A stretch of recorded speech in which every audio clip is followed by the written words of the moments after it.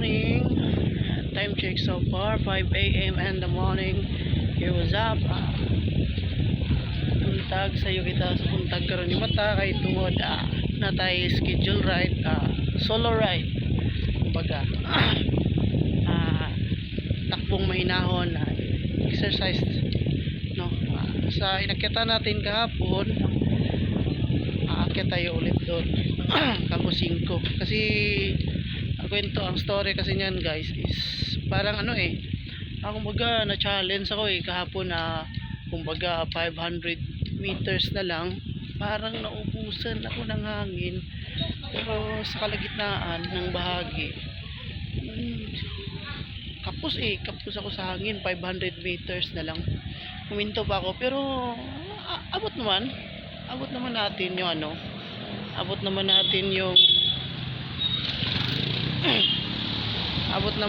yung Campo 5 doon mismo sa may viewing deck. Kaabot naman tayo so far. Makikita nyo naman sa video, nag-upload ako. So yun lang guys, tara samahan nyo ako sa mga biyahe ko. Thank you, good morning and God bless. Happy New Year.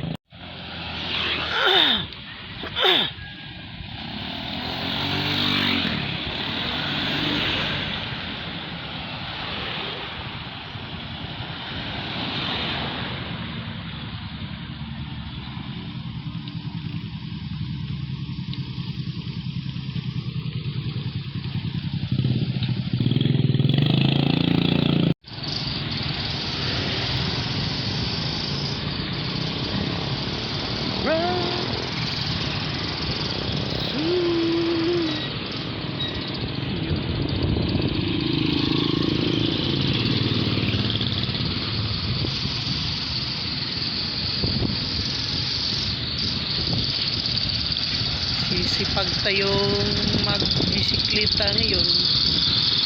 Exercise mode lang naman.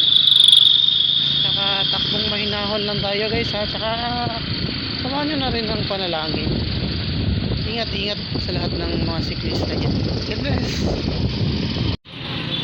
Yo, what's up? Takbong mahinahon. Kape tayo. Yeah, we are here at Tabonaco right now. So far early pa naman, kaya na tayo akyat. Thanks. Tara, kape tayo. Ayun na nga guys, tapos na tayong magkape at saka din tayo na busy. We are here Tabunok. Tabunok na sa side sa Tabunok.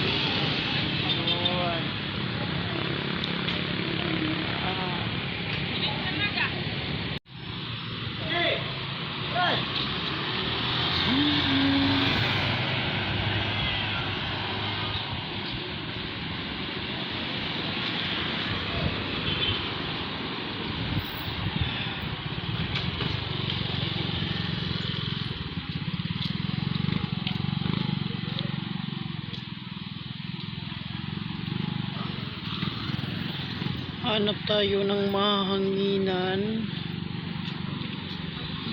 Kulang yung hangin ng bisikleta natin. Meron naman akong hand pump, pero gusto kong maghanap ng yung may pressure.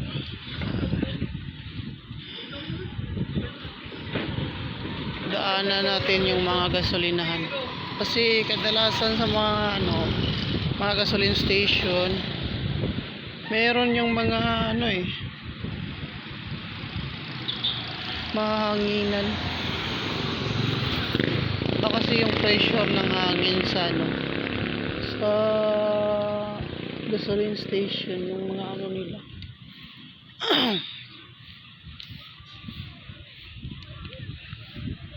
Pero pag wala tayong mahanap, kung wala sila nun, siguro gagamitin na lang natin yung hand pump natin, Dito sa madadaanan ko, parang 3 lang yung gasoline station na madadaanan ko dito, 4, parang ganun. Pero kung wala doon sa 3 or 4, edi hand pump na lang tayo. meron namang ano, meron namang mga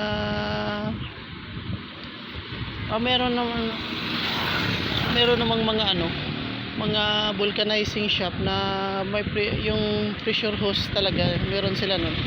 Kaso nga lang, yung hinahanap natin is yung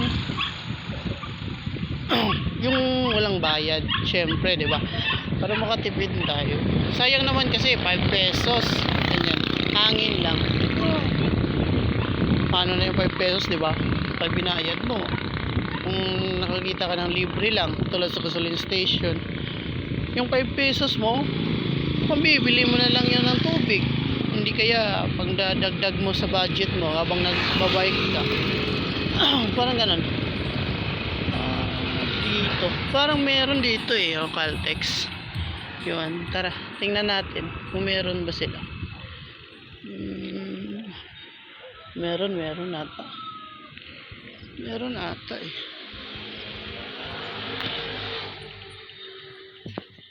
Yun.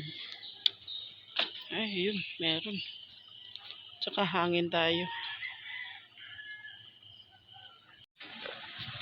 Ayun, tapos na tayong paglagay ng hangin sa gulong ng ating bisikleta. So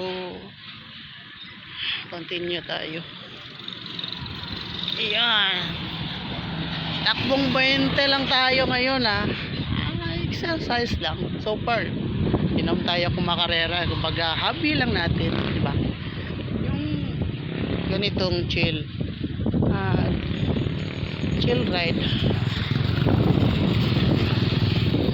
Alam nyo guys, parang ano sa kita nyo na ba? Diba, parang ano, madilim pa. Sarap pakiramdam yung gigising ka ng maaga, prepare ka ng konti, tapos kung walang kape sa bahay nyo, o di kaya boarding house, kasi ako nag-ano lang ako nagre-renta lang ako ng bahay.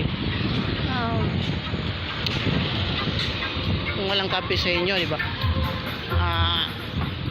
Tapos mag-prepare, tapos magbihis, padyak ng konti, hanap ng makakapihan, yun, di ba?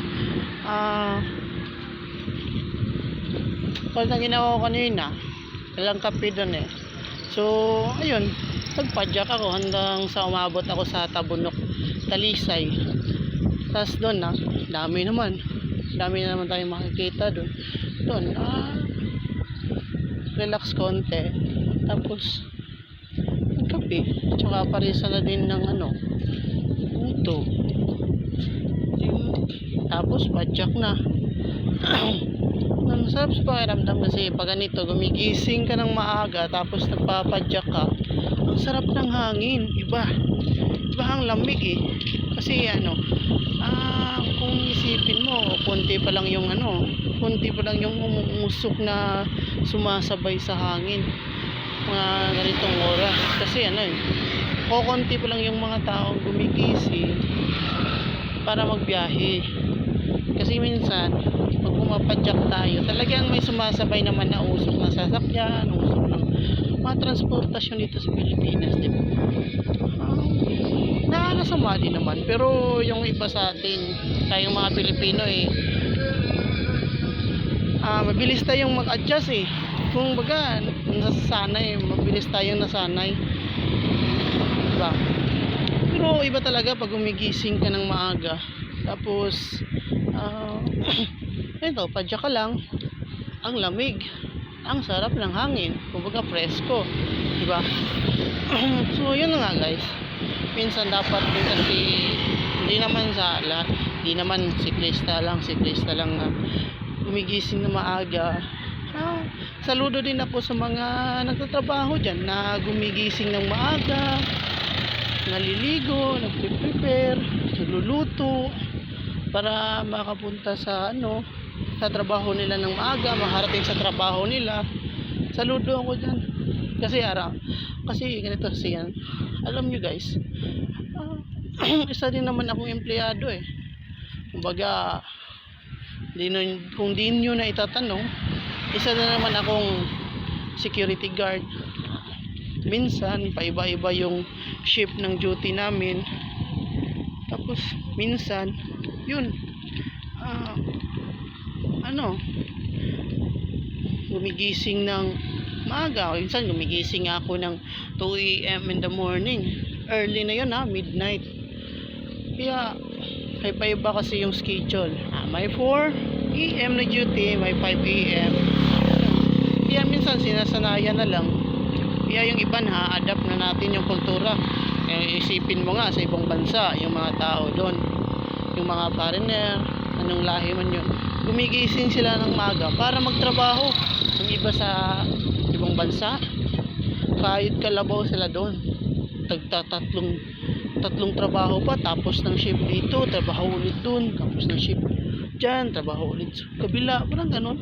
Sa atin, kasi pag naman yung mga Pilipino, di tayo pa masipag, tsaka yun nga.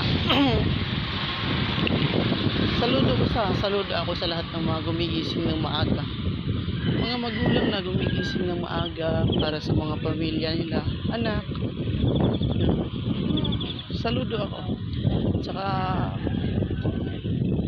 guys, isipin nyo na lang, kahit anong mangyari man,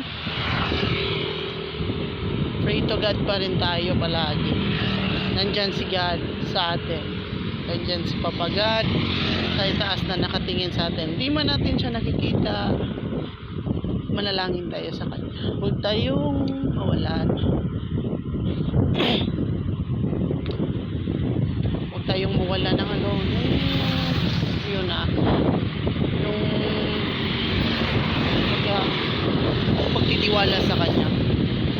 Kung sino man ang may mga problema ngayon, isipin nyo na lang, si Papa God na lang ang bahala. Pag di mo na kaya, ibigay mo na sa Kanya. Yun. Yes.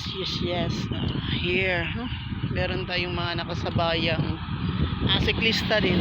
So far, kadalasan talaga dito yung makakasabay natin,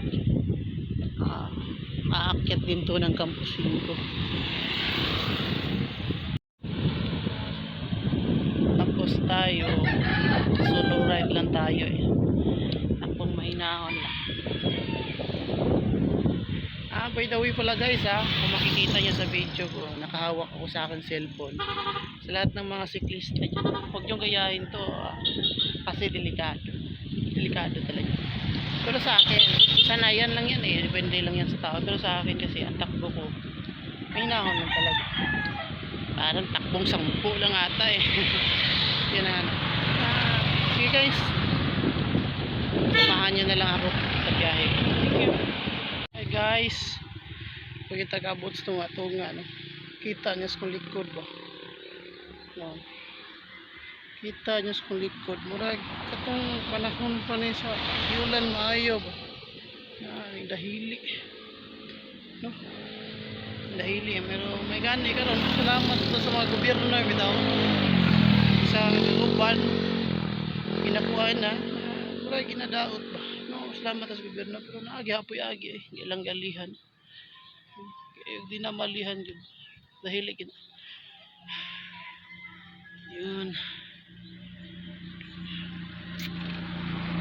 yun Campo 4.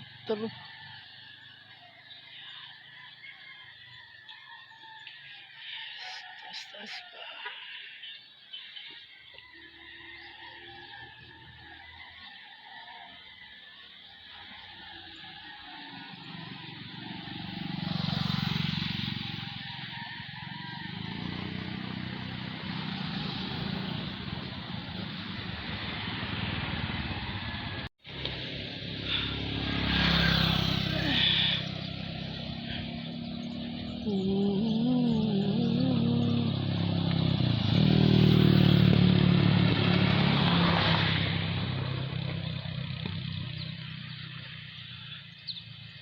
Ganda. Dito nyo sa malayuan, ang ganda. Ang ganda ng bundok na matatanaw natin, no? Yung tipong parang makikita mo walang pinuputol eh. Kumbaga walang tinatanggal na kahit ugat ng mga kahoy, mga damo. Ang ganda, ang ganda.